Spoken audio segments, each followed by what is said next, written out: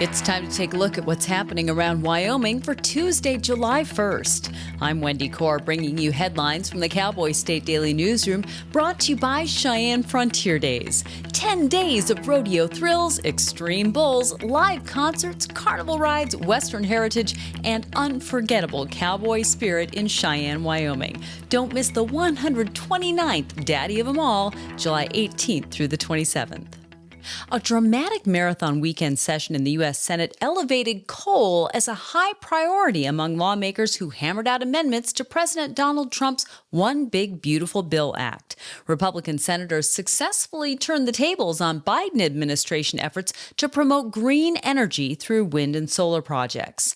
Cowboy State Daily's David Manderson reports that although critics of the sweeping changes to the bill argue that wind and solar power bring costs down for utility ratepayers, those sentiments didn't slow the Senate's pro-coal legislative maneuvering. If you worry coal is heating the planet and causing climate change, it was a bad weekend. If you're Wyoming's coal industry, you're really encouraged that you're being listened to clearly. Should it pass, as currently written, there's a tax break for coal. There's a reversal in Biden-era policies that are really rolling back the competitors to coal, clean energy like wind and solar. The amended One Big Beautiful Bill Act now contains several provisions that aggressively support the coal industry through both regulatory relief and financial incentives. When Wyoming passed a law protecting doctors who prescribe drugs off-label, the state excluded providers of abortion drugs from that protection. But Cowboy State Daily's Claire McFarland reports that the judge presiding over the latest in a series of pro-choice challenges blocked that exception Monday, saying it leaves abortion providers exposed to consequences in a way that could pose both constitutional wrongs and health issues to people. Wyoming passed this law where it was like, okay, doctors will not face discipline generally for prescribing drugs off-label. And the chatter during the lawmaking session was, we kind of have ivermectin in mind because there was a doctor that suffered consequences for prescribing ivermectin during COVID. But they put in this carve-out that says this protection does not apply to those prescribing abortion drugs, right? Judge Campbell in a Monday order said, to me, leaving them out in the cold is similar to punishing them. And we're not punishing them right now because as the law stands, while the high court is reviewing it, abortion is a health care right. The new law also excludes from its safe harbor providers prescribing sex change treatments to kids. But Campbell wasn't called upon to address that provision. Wyomingites concerned about Utah Republican Senator Mike Lee's proposal to sell millions of acres of federal public land in Wyoming and 10 other western states may be able to relax for the time being. After bipartisan backlash over his plan, Lee finally waved the white flag Saturday regarding getting the sale of public lands into the One Big Beautiful Bill Act. Political reporter Matthew Christian spoke to former Deputy Secretary of the Interior and Teton County resident Rob Wallace, who said Lee's proposal isn't likely to become law anytime soon either. Mr. Wallace said that basically there's no way for this to become law right now because you have to have 60 votes to get into filibuster in the Senate. And there's not 60 votes for this to be able to become law. The senators from Idaho and Montana have come out and said, basically, we don't support this. They're all Republicans. So essentially right now you have 49 votes for it. You have 51 against it. So you can't make it law right now. 5 members of the House came out last week and said they didn't want it in the Big Beautiful Bill, which basically means it can't be passed right now. Although Lee backed off of his proposal, he said he remains convinced that the federal government owns far too much land, which he said it is, quote, mismanaging and in many cases ruining for the next generation. As the Laramie County Sheriff's Office continues to investigate the June 24th shooting death of a Pine Bluffs crop duster, those who knew him say they're still shocked. 52-year-old Kevin Heffley, a local pilot and owner of Airtime Aerial, was shot and killed on a county road. Cowboy State Daily's Dale Killingbeck spoke to people close to the victim. We were able to contact a friend of the crop duster from Pine Bluffs that was shot last week, and he, as well as other friends, friends, he said, that knew him in rodeo at Kansas State University. He's shocked, to know that his friend is dead. He had been in contact with him, and he said he calls him a level-headed guy. And so he's just surprised that he was in a situation or whatever happened that allowed him to be in this place where he got shot. The Laramie County Sheriff's Department is staying very quiet. We called them today, and they said they have nothing to add to the story a week after it. And all they've released is basically the victim's name. No other details are being released as the investigation continues, including whether the incident reflects an alleged criminal act on the shooter's part. Known as the seeds of technology, rare earth elements power our modern world. From national defense and advanced energy to the technology in our computers, phones, and throughout our homes. Rare Element Resources is at the forefront of developing a domestic supply chain of this critical resource. With innovation and purpose, RER is shaping our nation's future from right here in Wyoming.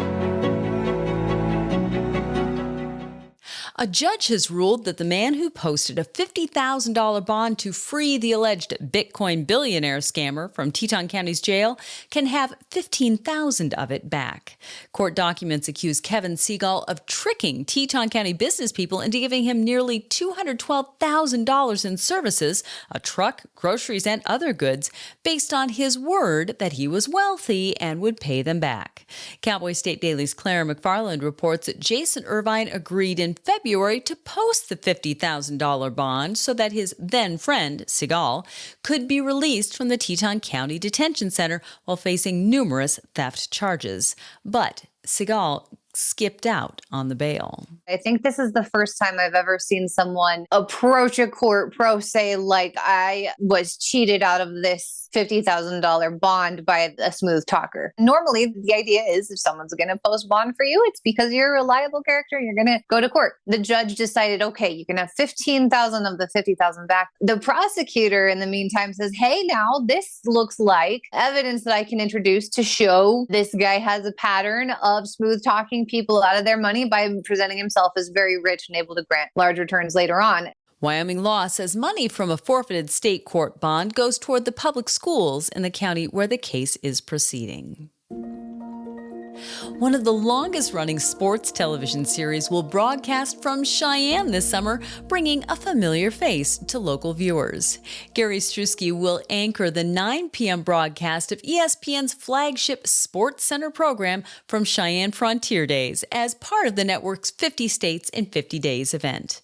Cowboy State Daily's Matthew Christian spoke to Struski, who said Cheyenne Frontier Days was his first TV assignment as a reporter for KGWN, and he volunteered to anchor the Cheyenne broadcast. ESPN Sports Center will broadcast from Cheyenne's Frontier Days on July 24th as part of a 50-state tour. The anchor that's going to broadcast from Frontier Days, Gary Struski, is actually a former TV reporter here in Cheyenne, and so he's obviously very excited about it. The Frontier Days executive director is very excited about it. The governor is thrilled about it, and the local tourism board president is also thrilled about it. Governor Mark Gordon said the broadcast will be a great national showcase for Wyoming. A proposed 450-megawatt wind and solar project spanning more than 53,000 acres in Goshen and Platte counties in eastern Wyoming is meeting resistance from locals skeptical about renewable energy developments. Cowboy State Daily's David Madison reports that the Chugwater Energy project is expected to generate more than $250 million in additional revenue for landowners over the project's life and about $150 million in tax revenue for local governments. We've seen counties grappling with big wind and solar projects across Wyoming, and now the latest ground zero for this is in Platte and Goshen counties. A state representative that I spoke with and the mayor of Torrington are disappointed in the aftermath. They feel like there's a lot of questions that remain unanswered, and they sense the political winds blowing against wind and solar. And so just as we've seen around Douglas and around Lusk, we have some growing local opposition, or at least an opposition position that's trying to get attention in the media. The Chugwater Energy project would install up to 107 wind turbines, solar panels, and battery storage systems on about 47,000 acres in Platte County and 6,100 acres in Goshen County. And the former police chief of Manderson has agreed to plead no contest in a case where he was accused of helping his girlfriend evade a drug arrest. In exchange, he'll get probation and a promise that he'll give up his policing certification. Cowboy State Daily's Claire McFarland reports that B.J. Kidgel is scheduled to change his plea next Monday in Basin Circuit Court. B.J. Kidgel was the chief of police there in Manderson in northern Wyoming, and he was charged with 6 counts on claims that he was basically helping his girlfriend evade drug searches, evade arrests, get away from cops and consequences. And he signed onto a plea agreement a couple days ago, agreeing to plead no contest to 2 of the charges in exchange for a term of probation, like a year supervised maximum. Also, as part of the agreement, Kidgel must relinquish his Wyoming policing certification. If he fails his terms of probation, he could spend 180 days in jail. And that's today's news. Get your free digital subscription to Wyoming's only statewide newspaper by clicking on the daily newsletter button at cowboystatedaily.com. And you can watch this newscast every day by clicking subscribe on our YouTube channel, or you can listen to us on your favorite podcast app. Thanks for tuning in. I'm Wendy Corr for Cowboy State Daily.